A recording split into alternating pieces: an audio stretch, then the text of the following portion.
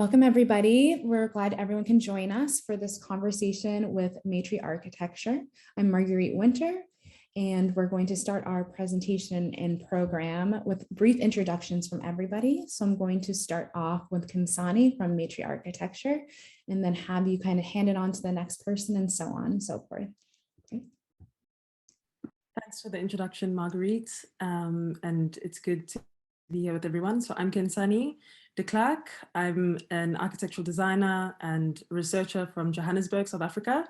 Matri-Archi exists between Switzerland and South Africa, and I am the initiators of the collective and largely interested in spatial education, which is one of the ethoses of our collective. So I'll pass the mic to Solange. Hello, I'm Solange Mbanefo, also an architect practicing in Switzerland and teaching on the side as an assistant in different universities, including the ETH and University of Basel, enjoying the process of learning the practice of architecture in Europe and having the opportunity to express beautiful projects like this through Matri-Architecture. My name is Teho Michael.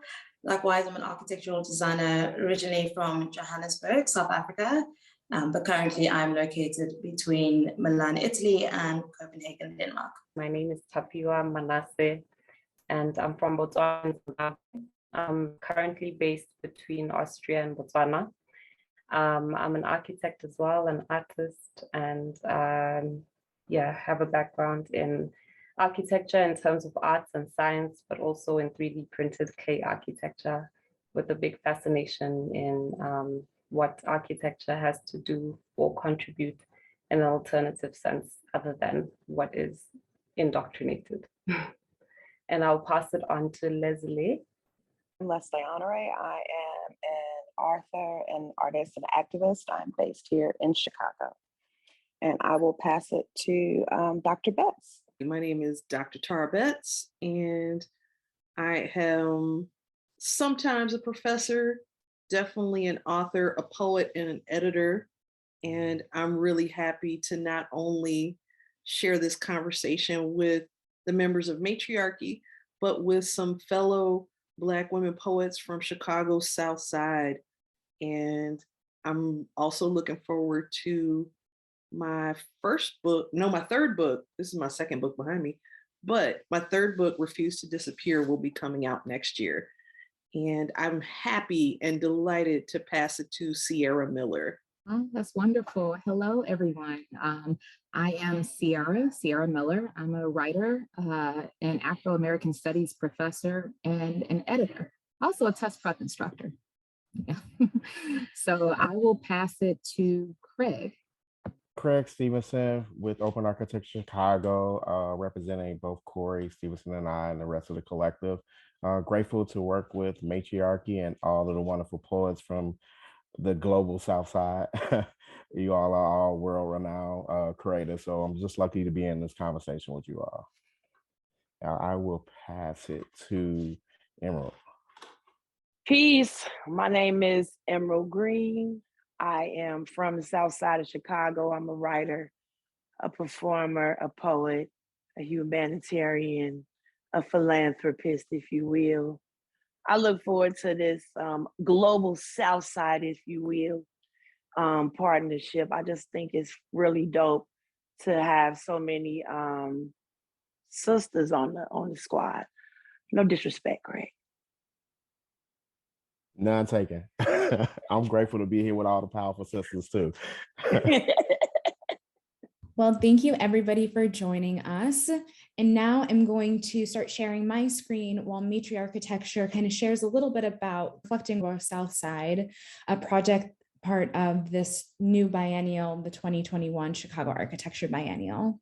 We'd like to start with introducing the project, and we thought that it might be fitting for us to read our abstracts, or rather our statements. We like to read this because also as architectural designers, as architects, spatial practitioners, we often have what we call a party diagram, a diagram that expresses the intuitiveness of a design that helps the whole team return and kind of anchors the idea, knowing that our concept is mutual and reminding us about what we care about. So I'll start by reading a little bit of that, and then I'll pass it on to Solange. Tejo will take it on, and then Tapiwa will finish it, just to kind of, let us all know where we are when we speak about this pavilion located at the Woodlawn in Chicago, called Reflecting Our Global South Side.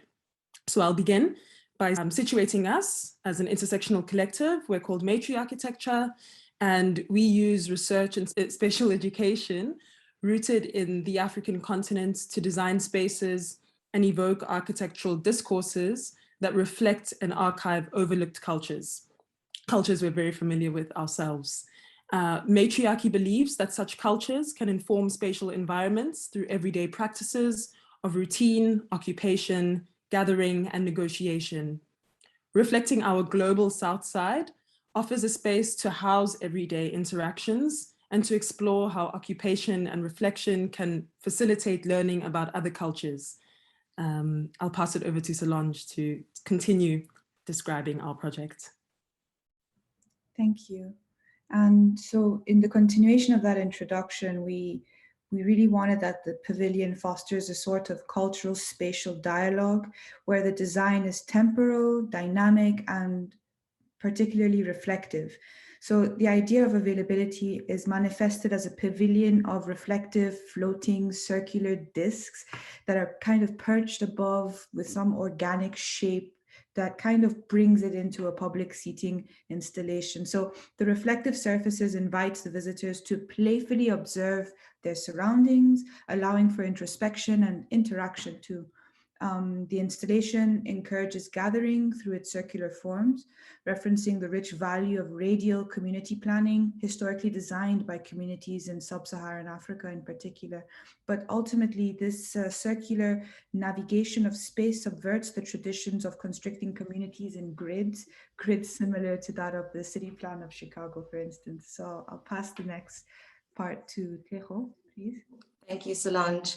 As a continuation, by drawing comparisons between Matri-Architecture's African references and Chicago South Side, the installation encourages visitors to explore links between everyday spatial practices that align local communities with those in Sub-Saharan Africa through an emphasis on the role of design.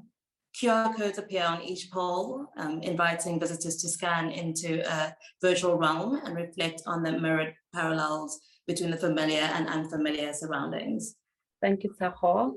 So by using these materials, as well as digital media and taking into consideration parameters, the installation thus encourages us to be in continuous conversation, reflect, and frame moments that foreground the value of everyday spatial practices, which are embedded in memory making, dwelling, congregating, and moving, all of which allow for us to learn that which is anchored in the generosity of spirit.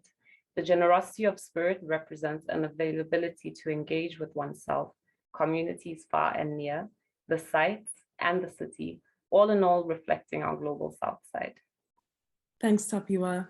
So it's been a really special project for us, and we very much echo the words of Virgil Abloh, rest in peace, who also sees the practice as a process, and the sort of design that we create reflects a process. And we're very happy to share that process in this space together, and to also, in a sense, build on that process of what this ongoingness is. And perhaps we thought that it would be really helpful to look at how we've titled our project, Reflecting Our Global South Side. This reflection being something that is both a conceptual anchor and also a material anchor, which we think starts to speak to the surrounding context that this pavilion or installation or space finds itself in. We think a lot about how we situate ourselves in proximity to the project. We are all African women who are somewhat navigating between different parts of the world, both global North and global South. And we also recognize that being so far away from Chicago puts us in a position of always wanting, always needing to learn more from others. And so we often refer to this theme of neophilia, which essentially speaks about instilling a way of learning about that which is new to somebody through that which is familiar to somebody. And so we thought that playing on this sort of concept of neophilia could be something interesting through the form of reflection, that we create a site that has a set of references in that digital realm that you scan into that are familiar to the South Side, but at the same time learning about references that are new to South Side Chicagoers or goers that are existing in Sub-Saharan Africa and vice versa. So not to inundate the beginning with so much information, this reflection is something that perhaps we could start unpacking very quickly through telling a little bit about how we arrived at this design materially. So I'll pass the mic to Tapiwa to discuss a bit about how we arrived at this form. And then we can go into understanding the archival aspects within the QR world, and eventually start to speak about oral histories, which we think is one of the reasons why we find ourselves in a meeting with such acclaimed poets here today. So Tapiwa, perhaps you could let us know a little bit about the material considerations of the pavilion. Yes, absolutely. Thanks, Kansani. So essentially, to give a context of the form, which will then complement or lead us into the materials. The form, as we talked about earlier, is based on the sub-Saharan context. We looked at the circular form, which goes in contrast or to challenge the grid system and rather use a circular form, which is one that is used in the global South Side here in Africa, sub-Saharan South, to determine what a formation of a community would look like. We then started to look at materials in Chicago that were used, particularly metal, which was quite a big part that was previously used on the site, which used to be a tram line, if I'm saying that correctly. And we started to look at steel because of its recyclability and the ability to upcycle materials. So using steel drums as well allowed us to do that. Wood is a universal material in a way that is found all over the globe and used in different ways. We made it specific to our context by CNC milling these patterns, which is a process that we can talk about later if we're interested. But we then ended up designing patterns of hair braided styles, which is another commonality which we find between Africans, whether they're here on the continent or in Chicago.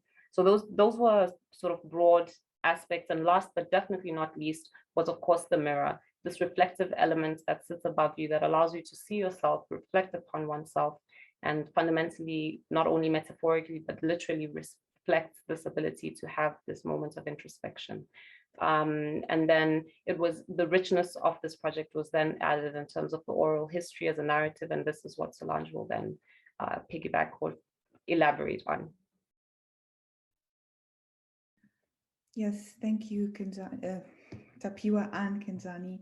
And yes, with regards to the link of starting from the beginning of the neophilia point, which is the love and the enthusiasm of what is new, and the craving to always want to learn more, and trying to understand how we ourselves as Matri-Architecture are a digitally dispersed set of people working together. And then we had to then find a way to transmit our presence or somehow our participation in the Biennale through a digital combination that will then manifest itself in a physicality. So the whole tug of war that we were trying to deal with in the beginning started off with how do you transfer knowledge?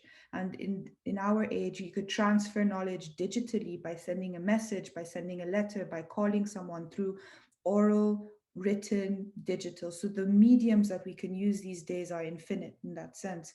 But what really was fascinating was the fact that we didn't really know what the outcome would have been, but it actually was very much in line with how the original sense of what we were trying to bring came out. So in other words, knowledge has always been transferred through books, through oral histories, through written and different kinds of methods. Oral history is one manner that through all over the world has been used. And in order to memorize texts that have historical reasons behind it, that have educational reasons behind it, or all kinds of backgrounds of what you're trying to transmit down to the next generation to not be lost, many a times you use the environment to memorize certain things. You would use the environment around you in order to not forget how a tale was taken or how a story goes. You would walk through a story as you go to a path. And so the idea of being able to use this very known trait of oral history that comes with reflecting your environment and then repeating it in certain ways is a poetic act in itself.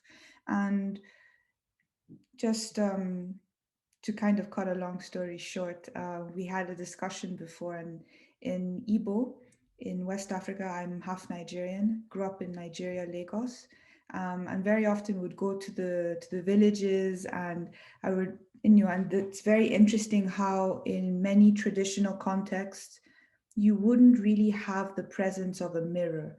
The mirror, as we know through the whole story of the slave trade, was something that was also used to bamboozle and exchange for something else, because it wasn't present at the time, the chrome mixed with glass. So what was used in those days to see yourself was to reflect your emotions. Every emotion you would have would be reflected back to you by the rest of the village. And so your happiness would be felt by you giving happiness, and others will give it back to you. And that's how the exchange was more human based on that sense. And Afuminanya is in Igbo, which means I see myself reflected in the apple of your eye, which is a deep sense of understanding that you can love someone really by the fact that you see your own image reflected in the apple of the person's eye that you love. And that's what love is in that sense. The word love doesn't exist, but as just a metaphoric transition into why we are so grateful to have you amazing poets be in the spaces that the pavilion has created, and also reflect on how you have experienced that space physically, and us to hear it as how you can bring it out. I think it's almost like a love exchange of the manifestation of our pavilion. And so it's also really interesting how the beginning started off with, how do we convey information? And that was through finding similarities in the physical object that can be reflected in both senses from our point of a Afro-centered state, and then also reflecting it from what is based in the global South in Chicago and the global South in the world, so the South side, global South. Yes, I think I've said and tried to put a kind of a metaphoric closure to the pavilion and to how we would like to I would love to pass the mic to Tara, or maybe start an introduction about whose idea it was. Kenzani, please take over.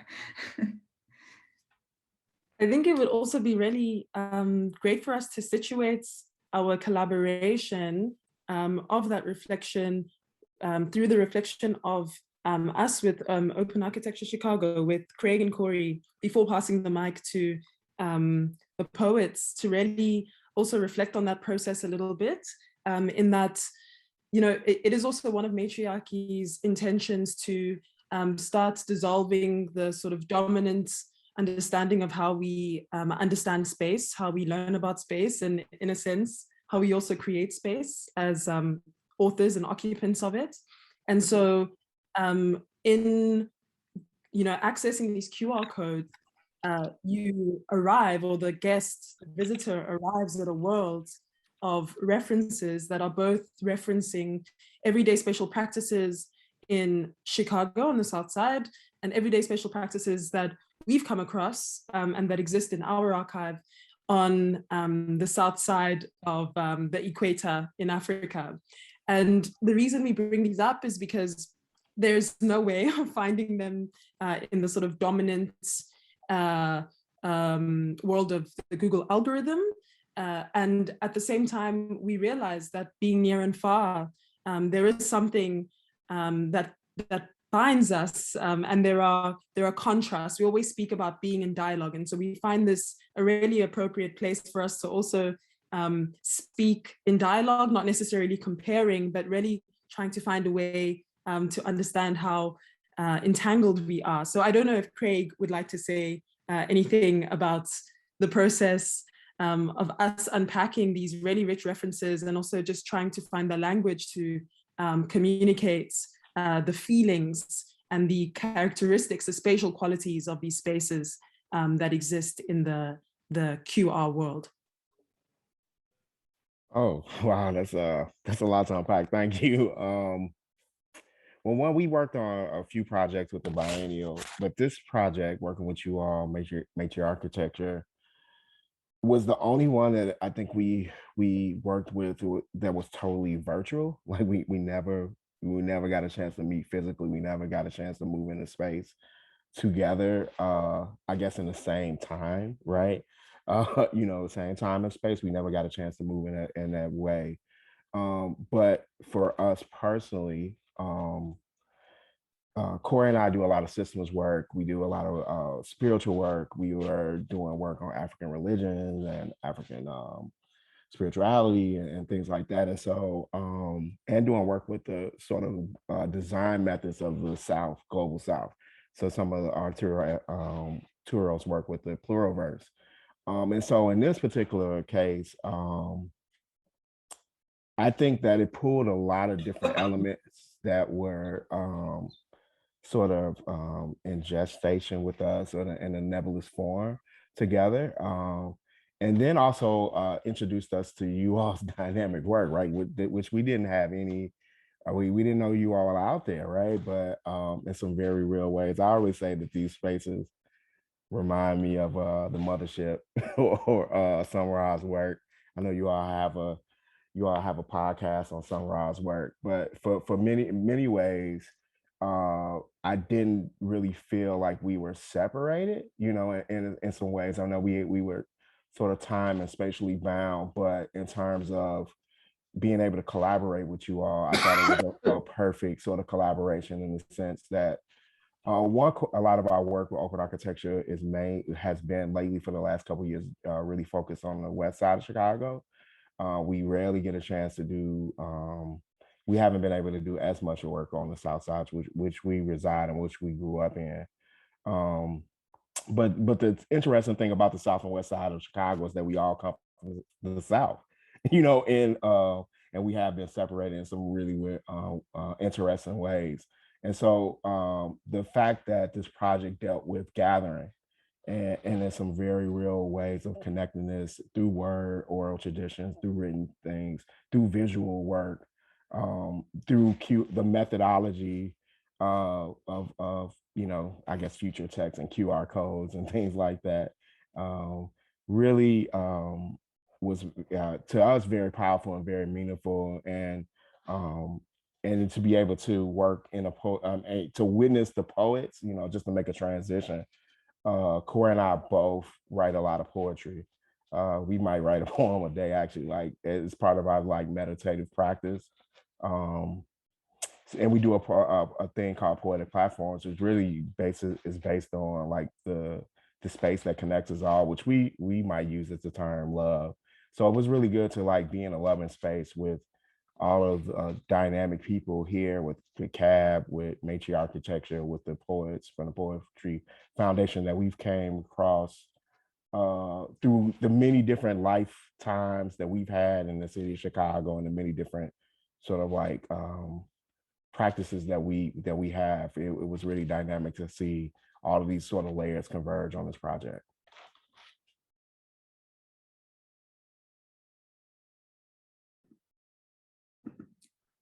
Thank you so much to Matri-Architecture and Craig for giving us a little bit more insight into the context of reflecting our global South Side, as well as a little bit more into the process of the development of this project for this biennial. CAB worked really closely with the Poetry Foundation here in Chicago, as well as Dr. Tara Betts, to bring together poets from the South Side to further reflect and engage with the installation. So we will now turn it over to Tara and Emerald and Ciara and Leslé to recite the new poetry and the new work that they've created in response to reflecting our global South Side.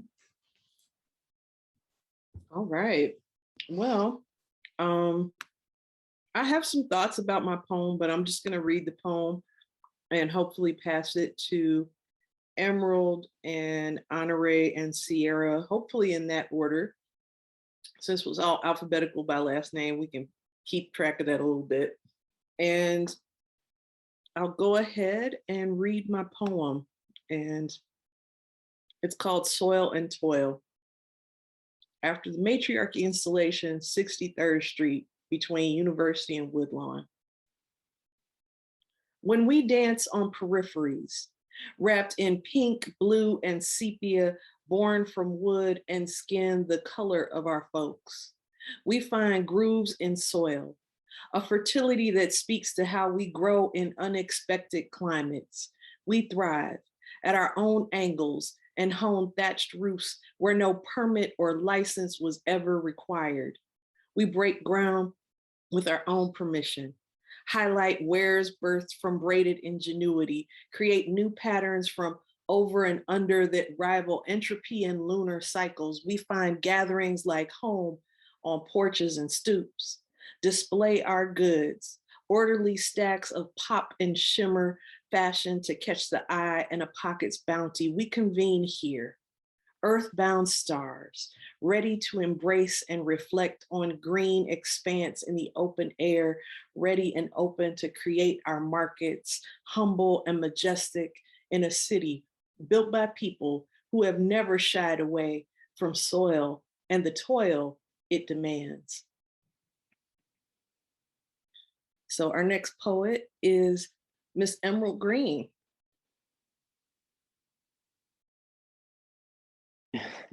Peace, peace.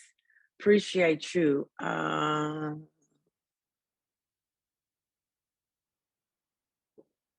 The installation gave me so many vibes, but this is what I came up with. We stand close together to block the breeze, to block the freeze. The blocks sometimes be the communing space.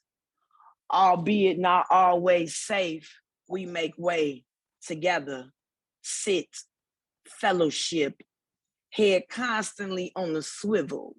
It's rituals, it's tribes yell, oh well, even though we know it ain't.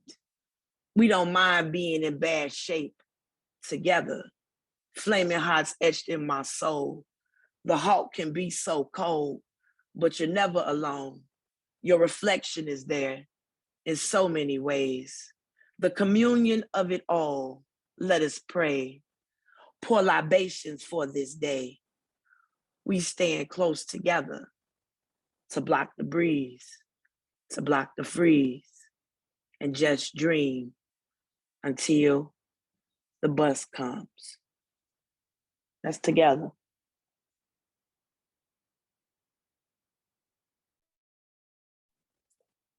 Leslé? Hello, everyone. This is Global South Side. South of the equator, the border, the Mason-Dixon south of Madison, you will find us brown-skinned, breaking through the concrete, growing out of the concrete, creating with concrete in spaces we were pushed into and once we made them beautiful, pushed out of. We don't need your buildings, your currency, your permission to take care of each other, to meet our needs, to nourish our bodies and our souls. We don't need your urban planners, your maps to plan our own success. We have those blueprints in our DNA. We braid maps in our hair, resilience in our blood. Our joy creates. Our sorrow sings symphonies. Even our tears are melodic. We just need you to get out of the way. Stay out of the way. Let us breathe the air our ancestors dance in without your appropriation of their rhythm. They are enough. The knowledge in our bones is enough. We are enough. We don't need your tables, your permission, your validation, your help, because we know you won't give it anyway. We just need you to step aside, move aside, vacate the spaces that were never for you, but that call to us, call us home, call us back to ourselves. All we need for you to do is to get out of our way. And now I've been waiting to say this for a moment. I want to pass it to Ciara. I love it. Great poem too. This is called Reflectionless Mirror. Straight lines carved on tree stumps give in to curvature.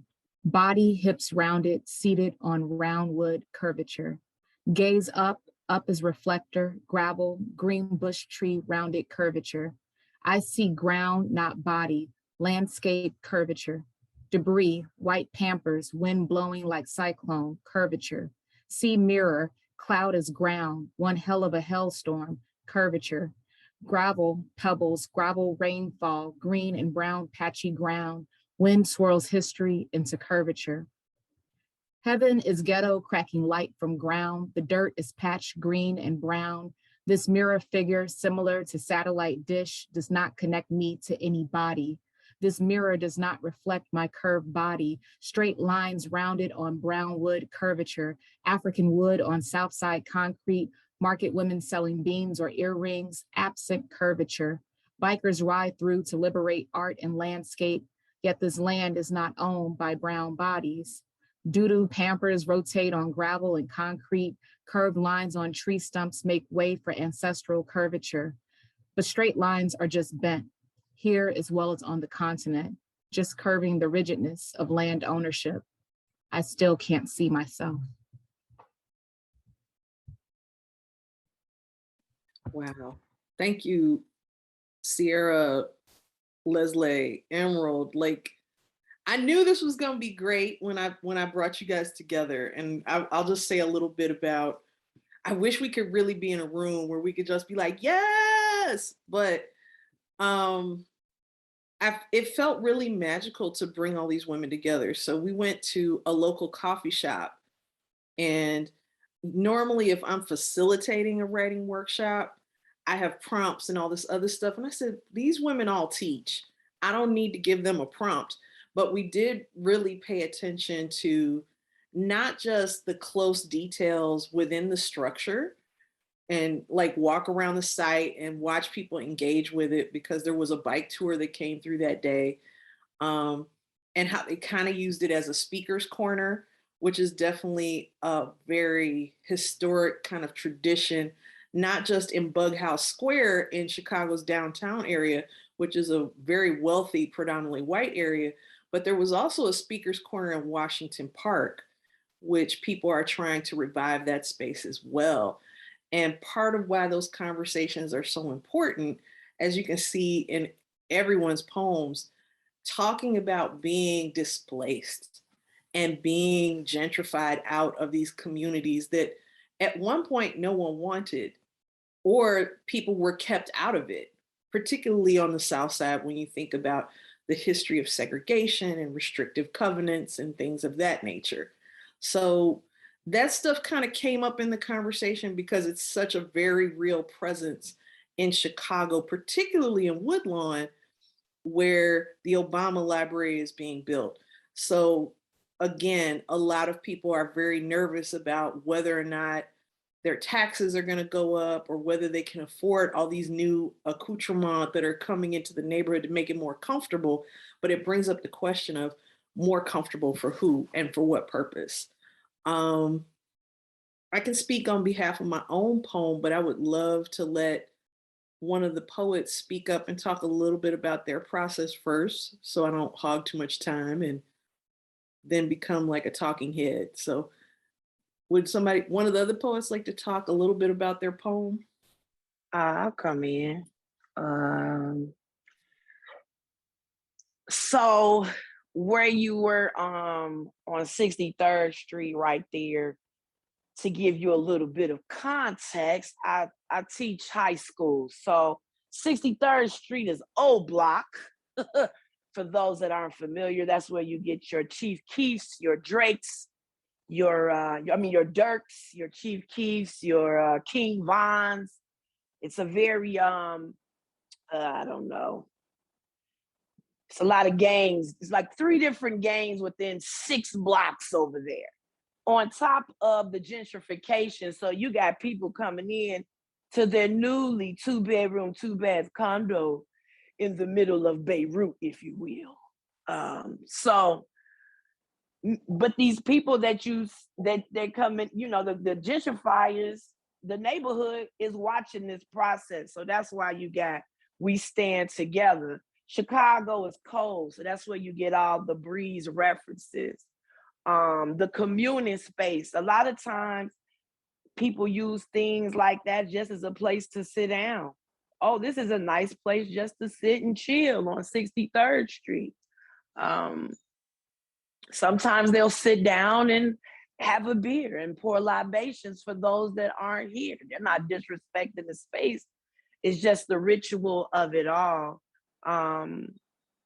And then I just love the reflection. I love how y'all had the mirrors like that, because it gave people a way to see not only themselves, but everything around you. And those buildings, we had talked about it when we walked up on the space. They got a new building right there that you could tell they just did a super reno on it. And the people that's coming in there.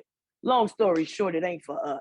So I just, I grabbed all of that from not only the installation, just the feeling in my heart when I drive in from the suburbs now, because I can't afford to live in the city anymore with my big family. So when I drive in, that's what I assess as I drive in, like, oh, something else, something new, another, okay.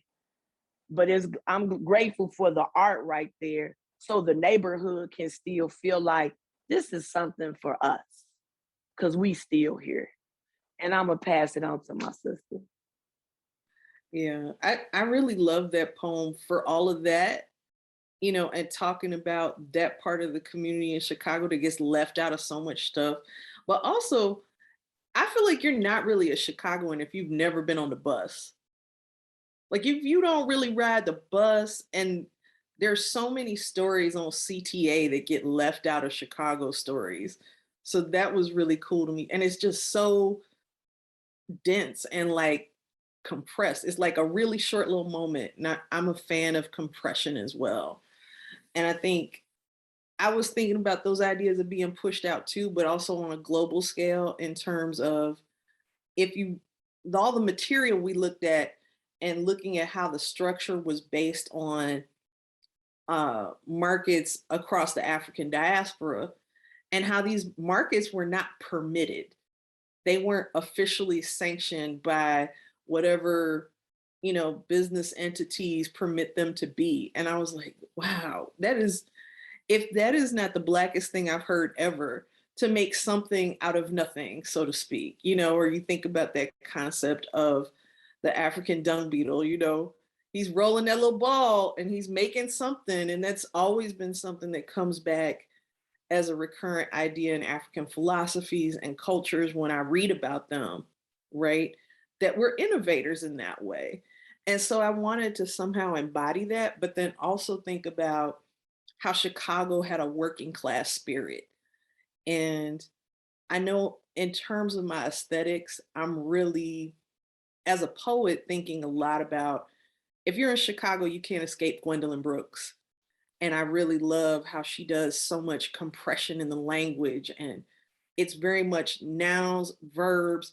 Every word has a very crisp sonic sound, or it takes you in an unexpected turn. But I also really pull a lot from Lucille Clifton in terms of compression. Like everything is gonna be tight. You're gonna hit that ending, and it's gonna be a strong ending. And you guys can't see it in terms of the verbal, me reading it, but I used ampersands, which I normally don't use. I wanted to have that compression, and it kind of almost looked like the towers at a certain point. I was like, oh, it's like this balance on a slant, which is just a little thing, and it may show up if we post the poems online. But I kept thinking about that and thinking about kind of a little bit of Melvin Tolson, who was an under-recognized writer from the Harlem Renaissance. He wrote the Harlem Gallery. And again, how he brought together these ideas of art and history. And I think Black writers don't always get credit, not just for interdisciplinary work, but this idea of creating ekphrastic work, which I've talked with Marguerite about this before. Like, when they do ekphrastic anthologies, there's almost never a very wide berth of people of color who write these poems, or so they say. Gwendolyn Brooks has written some poems about buildings before. I know there's a really good anthology by Kwame Dawes that looks at poems about Romare Bearden's work.